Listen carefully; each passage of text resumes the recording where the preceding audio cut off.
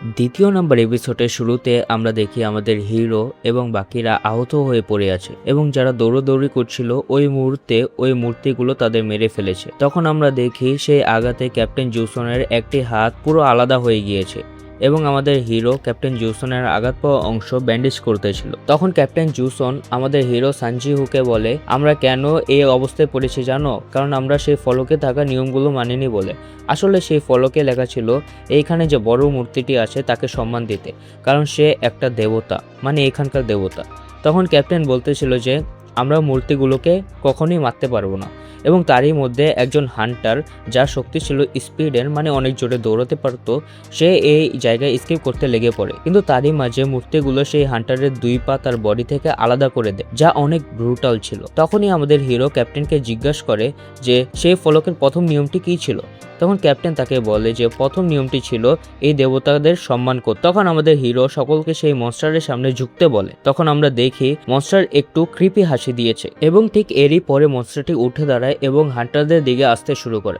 তখন একজন হান্টার যার নাকি প্রাচীন জ্ঞান ছিল, সে মনস্টারটি আসতে দেখে তার সামনে আকুতি বিনতি করতে শুরু করে যাতে মনস্টারটি তাদের কোনো ক্ষতি না করে। কিন্তু মনস্টার তো মনস্টারই, সে যতই বলুক সে দেবতা। সেই মনস্টার তার পা দিয়ে সেই হান্টারকে পিষে ফেলে এবং বাকিদের সাথেও সে একই কাজ করতে থাকে। সবাই তখন একসাথে বিভ্রান্তির মধ্যে ছিল এবং এরই মধ্যে মনস্টারটি আবার মুভ করে এবং মাটি থেকে কিছু একটা বের হয়, যা মূলত বলি দেওয়ার জায়গা। মানে এখানে হান্টারদের মধ্যে একজনকে বলি দিতে হবে এবং যখন সবাই মানে সব হান্টার সেই বলি দেওয়ার জায়গার কাছাকাছি আসে, তখন এক এক করে গুহায় থাকা সব আগুন একসাথে জ্বলে ওঠে এবং সেই প্রবেশ করার পথ মানে সেই দরজাটি অবশেষে খুলে যায়।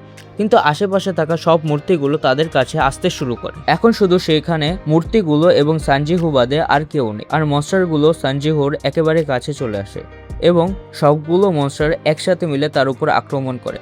তার হাত পা সব কাটা হচ্ছিল, অর্থাৎ তাকে ওই মনস্টার দেবতার জন্য বলি দেওয়া হচ্ছিল।